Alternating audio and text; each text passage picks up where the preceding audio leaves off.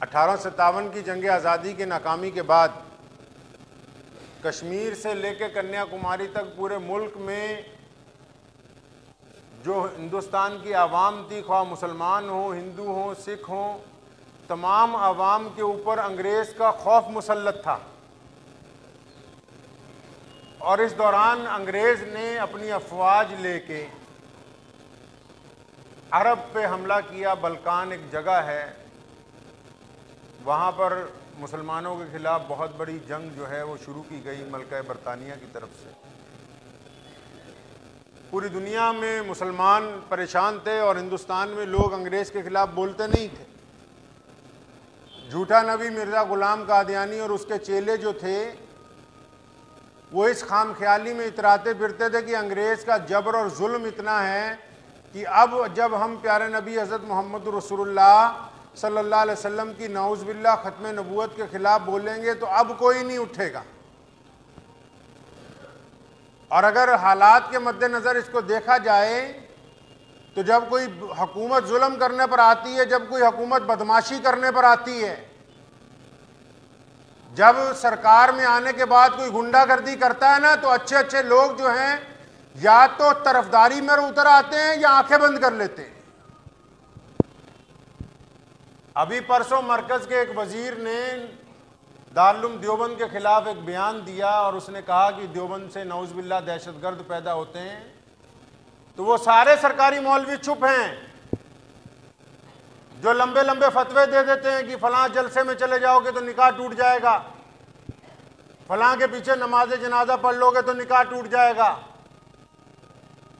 जब हुकूमतें बनती हैं तो उसमें जो बदमाश लोग हुकूमतों में ऊपर आते हैं ना, तो बाज लोग उनकी चमचागिरी करना अपने लिए फख्र की बात समझते हैं।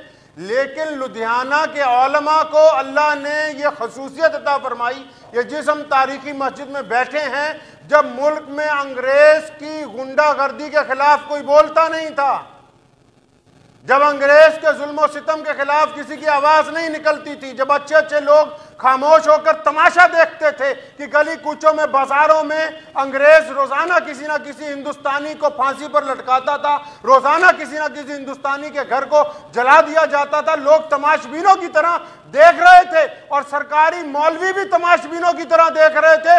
बाकी मजहबों के सरकारी कठमुल्ले भी अंग्रेज की तमाशबीनी देख रहे थे। तो इस धरती से एक आदमी उठा, उसको तारीख ने हबीबुर रहमान का नाम दिया है। मौलाना हबीबुर रहमान लुधियानवी हिंदुस्तान की तारीख का वो पहला आदमी है जिसने 1929 में जवानी में कदम रखते हुए, लोग पहला काम गाने सुनने का करते हैं, लोग पहला काम अपने जिस्म को संवारने का करते हैं, लोग पहला काम अपनी जवानी लोगों को इतराने का करते हैं। हबीबुर रहमान जिस दिन मौलाना बनता है, हबीबुर रहमान जिस दिन अपने सर पर आलमियत की पगड़ी बांधता है, वो लोगों के आगे दस्ते दराज हाथ नहीं फैलाता, बल्कि लुधियाना की शाही मस्जिद से अंग्रेज के खिलाफ जिहाद का ऐलान करते हुए कहता है कि अंग्रेज जालिम है और हम अपनी धरती पर किसी जालिम का जुल्म बर्दाश्त नहीं करेंगे। नारे तकबीर। ये तारीख है मौलाना हबीबुर रहमान लुधियानवी को, जब लुधियाना की विद्यासागर जज था अंग्रेज का, उसकी अदालत में अंग्रेज डिप्टी कमिश्नर कुल्टन बहादुर ने जब पेश किया कि ये मौलवी सरकार के खिलाफ बोलता है, ये कहता है कि अंग्रेज इस मुल्क में नहीं रह सकता, तो विद्यासागर जज ने जो बात कही और मौलाना हबीबुर रहमान ने जो कही उसको दिल की तख्ती पर लिख के ले जाइए। जज अंग्रेज था लेकिन था भारतीय मूल का। कहने लगा, मौलाना साहब मुझे आपसे बड़ी हमदर्दी है और मैं नहीं चाहता कि आपको सजा दूं, लेकिन अंग्रेज डिप्टी कमिश्नर का हुक्म है, इसलिए मैं मजबूर हूं आपको सजा देने के लिए।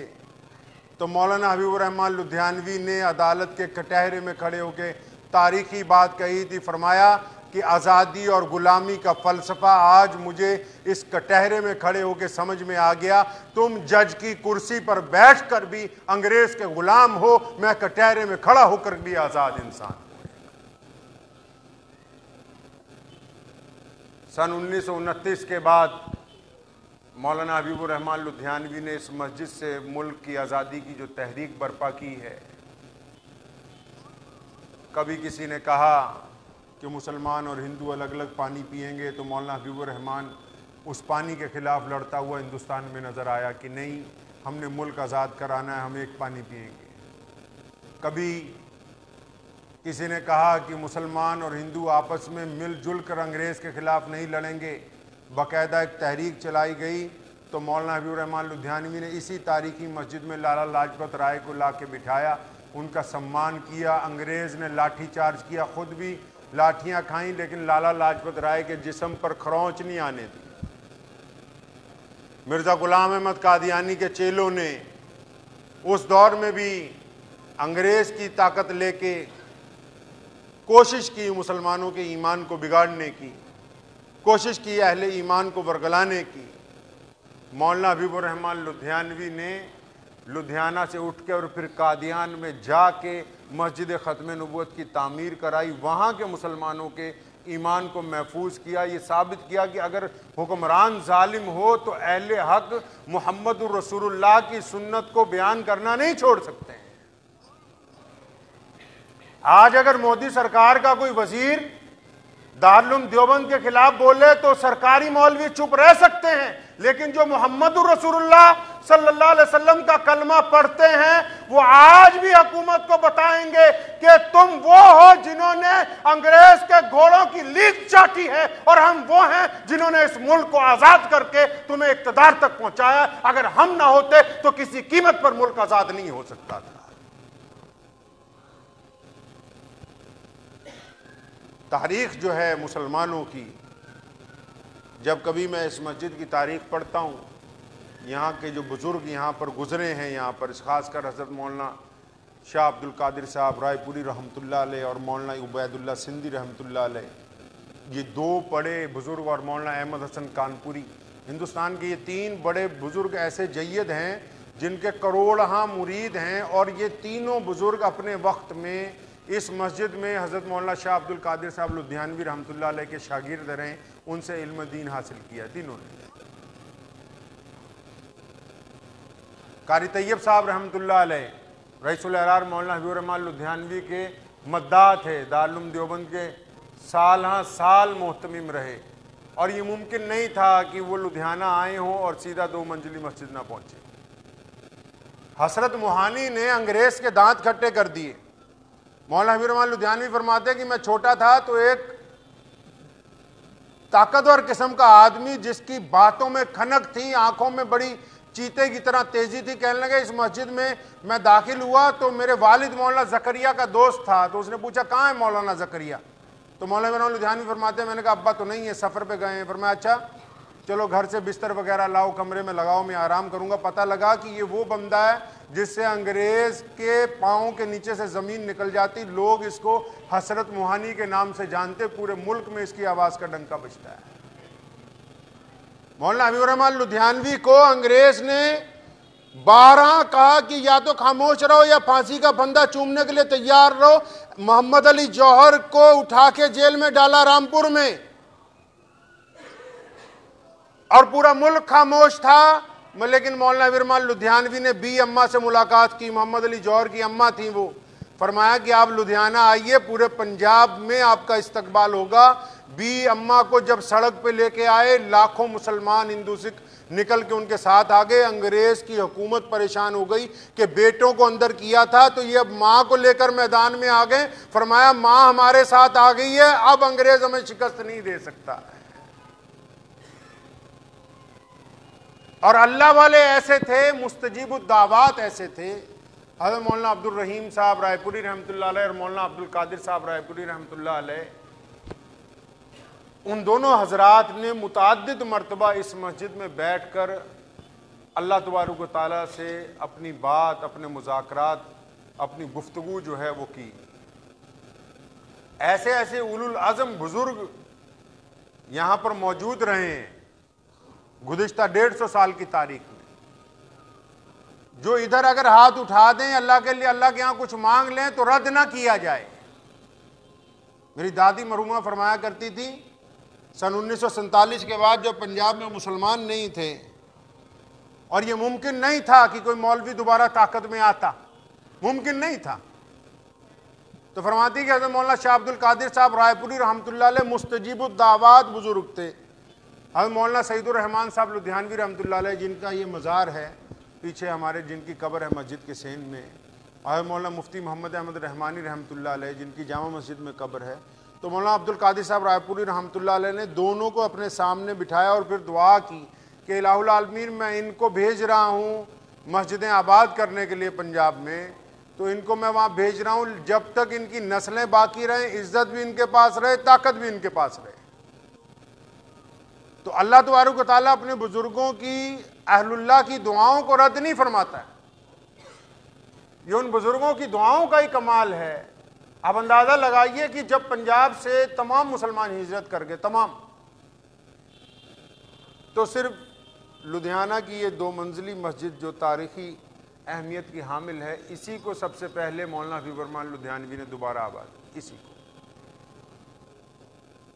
जब पहले दिन मस्जिद में आए तो यहाँ पर हिंदू सिख परिवार जो पाकिस्तान से उजड़ के आए थे, उनकी तकलीफ भी वैसी थी जैसी हमारी थी। तो जब उनको देखा तो दरवाजे से मौलाना हबीब रहमान लुधियानवी वापस लौट गए पहले दिन। हिंदुस्तान का वज़ीर आज़म जवाहरलाल जो था और पंजाब का वज़ीर आला प्रताप सिंह कैरो, ये मुमकिन नहीं था कभी कि मौलाना हबीब रहमान लुधियानवी पहुँचे हों और वो दोनों दरवाजे तक लेने ना आए हों अपने घर के। तो जब पहले दिन मौलाना हबीब रहमान लुधियानवी तशरीफ़ लाए इस मस्जिद में 47 के बाद दोबारा, तो देखा कि अंदर कुछ लोग आबाद हैं और सहन में कुछ भैंसें बंधी हुई हैं, कुछ बच्चे खेल रहे हैं। तो दरवाजे से वापस लौट गए। तो वो लोग घबरा गए जो अंदर रह रहे थे कि जिनकी मस्जिद है वो आ गए हैं, अब हमारा ठिकाना क्या होगा। तो डिप्टी कमिश्नर को बुलाया। डिप्टी कमिश्नर को बुला के ये नहीं कहा कि इन लोगों को ताकत के ज़रिए, पुलिस के ज़रिए बाहर निकालो, नहीं।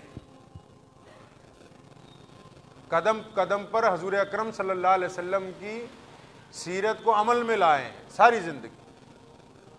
ताकत थी, पावर थी, हुकूमत साथ में थी, दम मारने वाला दम नहीं मार सकता था।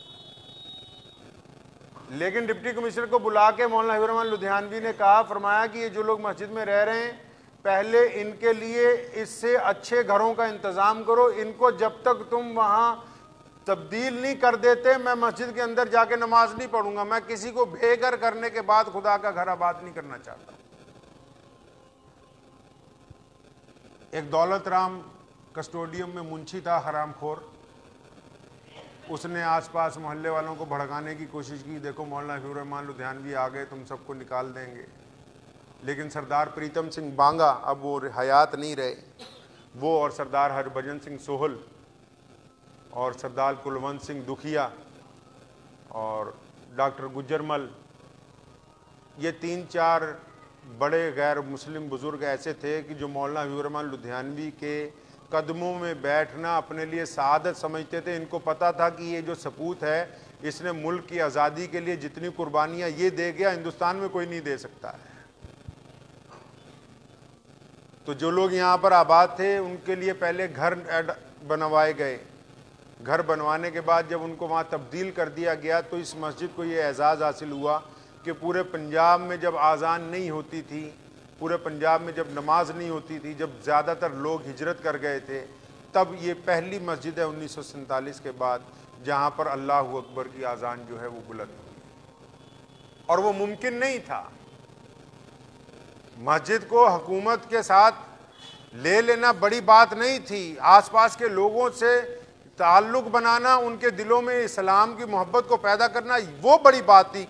फरमाते मौलाना हबीब रहमान लुधियानवी के जिस दिन पहले दिन आज़ान दी, अल्लाहु अकबर, सहन जो था ये पत्थरों से भर गया। आसपास के लोगों ने इतने पत्थर मारे, पत्थरों से भर गया ये सहन। खुड मोहल्ले की जो मस्जिद, शरफुन्निसा खुड मोहल्ले में जो मस्जिद है, वालिद मोहतरम मेरे मौलाना हबीब रहमान सानी लुधियानवी 17 साल तक अकेले नमाज पढ़ते रहे। 1-2 दिन नहीं, 17 साल तक फजर की नमाज अकेले पढ़नी, और जब आज़ान देने लगना आसपास से लोगों ने पत्थर मार। सूफियाबाग की मस्जिद जहाँ पर मरकज़ है, 22 साल अकेले नमाज पढ़ी। 1-2 दिन नहीं, 22 साल अकेले नमाज पढ़ी। जिस दिन इन दोनों भाइयों ने, मुफ्ती सईदुर रहमान साहब लुधियानवी और मौलाना मोहम्मद अहमद रहमानी ने मस्जिद सूफियान बाग खाली करवाई तो 250 भैंसें अंदर बंधी हुई थी। डायरी बाहर करवा दी, 15 दिन लग गए, मजदूर कोई नहीं था, मुसलमान नहीं थे। 15 दिन लग गए गोबर निकालते निकालते। 15 दिन में मस्जिद साफ हुई तो नमाज पढ़ी। 22 साल फिर अकेले नमाज पढ़ते रहे। वो अल्लामा गालिब ने कहा है ना कि पूछते हैं वो कि गालिब कौन है, वो पूछते हैं अब जो बहुत बाद में आए, वो पूछते हैं गालिब कौन है। फरमाते हैं वो पूछते हैं वो कि गालिब कौन है, कोई बतलाए कि हम बतलाएं क्या। वो मुद्दत ऐसी गुजारी कि लोग बर्दाश्त नहीं करते थे। अखबार निकाला फिर यहाँ से अल हबीब के नाम से एक दफ्तर बनाया अंजुमन हिमायत इस्लाम का, मुफ्ती सईदुर रहमान साहब ने यहाँ। फिर पूरे यूपी का दौरा किया, बिजनौर गए, सहारनपुर गए, लखनऊ गए, मुरादाबाद गए। मुसलमानों को मस्जिदों में तकरीरें करके कहा कि आ जाओ लुधियाना, यहाँ काम करो। श्रीनगर पहुंचे, वहां जाके प्रोग्राम किए, वापस कहा मुसलमानों को कि वापस लौट के आओ, काम करो, आ जाओ लुधियाना पहुंचो। 10 साल इस मुद्दत में गुजार दिए। जब पहला जुमा पढ़ाया गया, पहला जुमा पढ़ाया गया, दोनों भाइयों के अलावा तीसरा आदमी नहीं था, दोनों भाइयों के अलावा तीसरा बंदा नहीं था। तो दिल्ली गए, दिल्ली से 2 मुसलमानों को कहा कि हमारे साथ चलिए, वहां जुमा पढ़ाना है हमने पहला। उनका भाई चलेंगे लेकिन किराया तुम लगाओगे, तो किराया दे के 2 मुसलमानों को लेके आए कि आप आइए लुधियाना में पहला जुमा पढ़ना है। तब पहली जुमे की नमाज जो है वो यहाँ अदा की गई। और फिर लगातार मुद्दत गुजारी सन 1980 तक, जब पंजाब में आतंकवाद का दौर था। कोई लम्हा ऐसा नहीं गुजारा, जो बाहर से मुसलमान आता था उसको अपने पास ठहराना, उसको काम करना सिखाना। हर एक बड़े सरमायादार गैर मुस्लिम को बोलना कि हमारा भाई है, इसको काम पे लगा लो। हर एक गैर मुस्लिम को। जितनी बड़ी तारीखी मस्जिदें थी, इस मस्जिद की ऐसी अल्लाह ने बरकत अता फरमाई कि जो लुधियाना की जामा मस्जिद है फीलगंज चौक में, जिस दिन वो खाली करवानी थी उसमें गुरुद्वारा बना हुआ था। तो अल्लाह ताला ने जब वो अता फरमाई तो जो आसपास के गैर मुस्लिम थे वो ताउन करने वाले पहले मौजूद थे। सरहंद शरीफ चले गए, पूरी खानका बंद थी। जवाहरलाल को बुलाया कि ये हज़रत शेख मुजद्दिद अल फसानी रहमतुल्लाह अलैह की दरगाह है, इसका खाली होना सबसे ज़्यादा ज़रूरी है। हुकूमत ने, सेंट्रल गवर्नमेंट ने कस्टोडियम को ऑर्डर किए। तब वो इन दोनों भाइयों ने फिर उनके जहाँ जो मुतवल्ली हैं अब, उनके आबो अजदाद को लाहौर पहुँचे, उनको बुलवाया कि आप तशरीफ़ ले आइए। अमृतसर की जामा मस्जिद जो खैरुद्दीन है, अब मौलाना मुफ्ती सईदुर रहमान साहब लुधियानवी अपनी डायरी में लिखते हैं कि दोनों भाई जब वहाँ पहुँचे तो ये मुमकिन नहीं था कि अमृतसर में कोई मस्जिद खुलवाई जा सकती। आप कभी जाएंगे हाल बाज़ार में तो उस तारीखी मस्जिद को देख के आपका दिल खुश हो जाएगा। अपने मुंह बोले भाई को, मौलवी अब्दुल्ला साहब लुधियानवी रहमतुल्लाह अलैह, उनका भी 2 साल पहले इंतकाल हो गया। मौलाना हबीब रहमान लुधियानवी को अपना बाप कहा करते थे, सिख से मुसलमान हुए थे। उनको वहाँ छोड़ा, 30 साल तक अकेले मौलवी अब्दुल्ला लुधियानवी ने अमृतसर की जामा मस्जिद खैरुद्दीन हाल बाज़ार में अकेले अजान दी, अकेले नमाज पढ़ी, मरकज़ नहीं ख़त्म होने दिया। आज आप वहाँ चले जाइए, हर नमाज में 100 नमाजी होते हैं, 200 बच्चे मदरसे के अंदर पढ़ रहे हैं, लेकिन जिसने बुनियाद रखी है क़यामत तक उसकी कब्र के ऊपर उसका अजर पहुँचता रहेगा इंशाअल्लाह। इसी तरह रायकोट में चले जाएंगे, बस स्टैंड की जो मस्जिद है रायकोट की, कपूरथले की जो जामा मस्जिद है जिसको मॉरिशस मस्जिद बोलते हैं, आप वहाँ चले जाइए। क्या कहते हैं, फरीदकोट यूनिवर्सिटी है जहाँ पर बाबा शेख फरीद रहमतुल्लाह अलैह का जहाँ पर चिल्ला गाह है, उसके साथ की जामा मस्जिद जो है वो बंद पड़ी थी। पंजाब में इस मस्जिद को आबाद कराने के बाद एक ही मकसद सामने अपने रखा, कोठियाँ नहीं बनाई, जायदाद नहीं बनाई, चाहते तो बना सकते थे। हदफ ये था कि पंजाब में जितनी मसाजिद बंद पड़ी हैं वहाँ कम से कम अल्लाह अकबर का नाम लेने वाले चंद लोग मौजूद रहें। फरमाया करते थे मौलाना हबीब रहमान लुधियानवी कि मेरा मकसद ये है कि दफ्तर और परचम कायम रहें, पता नहीं कब कोई आएगा अल्लाह वाला इसको लेके आगे बढ़ जाए। कि हम लोग जो आज यहाँ पर इज़्ज़त के साथ रह रहे हैं, बेशुमार मुसलमान अल्लाह के फजल करम से आपस में मोहब्बत के साथ कायम हैं, बेशुमार लोग कारोबार करते हैं और बेशुमार लोग रोज़ाना आ रहे हैं और अल्लाह ने इनको इज़्ज़त अता फ़रमाई, हालात में साजगारी अता फ़रमाई। ये उन बुज़ुर्गान दीन की मेहनतों और मुशक्क़तों का नतीजा है जिन्होंने इब्तिदा में इस्लाम का पौधा यहाँ लगाया और ये परवाह नहीं की, वरना लोग छोड़कर भाग गए थे। लोगों ने मजबूरन वतन को छोड़ दिया था। अब भी बहुत सारे लोग दौलत के एतबार से भाग जाते हैं, हुकूमत के एतबार से डर जाते हैं। अब देखें ना, मोदी की हुकूमत है, उनका एक हदफ है कि मुल्क में फिरका परस्ती फैलानी, गुंडागर्दी करनी। बड़े बड़े सरकारी मौलवी आपको उनकी मदद सराई करते हुए मिलेंगे, बड़े बड़े सरकारी मौलवी, कि नहीं जी आप ठीक हैं जी हम गलत हैं, जी आप ठीक है जी हम गलत हैं। कौम को उन लोगों की ज़रूरत रही हमेशा जिन्होंने आवाज़ हक़ को बुलंद किया। और मोहम्मद रसूलुल्लाह सल्लल्लाहु अलैहि वसल्लम की ये सुन्नत है, हजूर सल्लल्लाहु अलैहि वसल्लम की सुन्नत है कि मुसलमान बुज़दिल नहीं होता। जो बहादुर होगा वो रहमदिल होगा, जो ताकतवर होगा वो सखी होगा, जो बुलंदी पर होगा वही झुक के दूसरे के साथ मिलेगा। आजिज़ी और इनकसारी के लिए शर्त है ताकतवर होना, झुकने के लिए शर्त है बुलंद होना, मोहब्बत के लिए शर्त है कि आपका माशरे में बड़ा होना। आजिज़ी और इनकसारी इसका नाम नहीं कि आप दूसरे के सामने बहुत जलील होकर पेश हों, बल्कि इस्लाम ने कहा कि आप जब ताकतवर होंगे तो दूसरे से मोहब्बत करेंगे, आपकी मोहब्बत की वुकत डाली जाएगी, आपको अल्लाह ने ओहदा दिया होगा, आप बड़े मियार पर होंगे, झुक के मिलेंगे, आपकी इज्जत की जाएगी। इस्लाम ने, हजूर सल्लल्लाहु अलैहि वसल्लम ने यही पैगाम, 14 साल मक्के में रहे, मुशरिकीन मक्का ने जुल्म किया, मेरे आका ने आंसू नहीं बहाए, मेरे आका ने किसी के आगे नौजुबिल्लाह हाथ नहीं बढ़ाया कि रुक जाओ। लेकिन जिस दिन मक्के में ताकत के साथ फतेह हो गई, पावर में आ गए, फिर जो आता रहा, सोने नबी ने कहा कि मैंने तुम्हें अल्लाह वास्ते माफ़ कर दिया है। पता ये लगा कि जब आप ताकतवर हों तो माफ़ करना आपकी जिम्मेदारी बनती है। माशरे को ताकतवर बनाकर आपस में मोहब्बत को कायम करना, यही हमारी जिम्मेदारी है।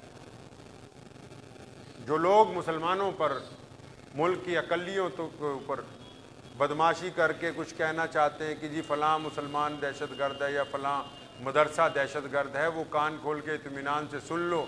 इस्लाम सरकारी मुल्लाओं से नहीं चलता, इस्लाम डरपोकों से नहीं चलता। इस्लाम की इब्तिदा में मोहम्मद रसूलुल्लाह ने एक बात कह दी, सिर्फ एक बात, फरमाया ला इलाहा इल्लल्लाह मुहम्मदुर रसूलुल्लाह। अब क़यामत आ सकती है, मुसलमानों का अकीदा नहीं लोग बदल सकते। पहले अकीदे में हमने ऐलान किया है कि कोई नहीं है, ला कोई नहीं, एक अल्लाह, मोहम्मद रसूलुल्लाह हमारे नबी हैं। दुआ कीजिए ये जो बातें आप हज़रात से की हैं। जो उम्मीद है कि आपको ये वीडियो पसंद आई होगी, अगर पसंद आई हो तो ये आप अपने दोस्तों के साथ शेयर करें और इस चैनल को सब्सक्राइब जरूर करें।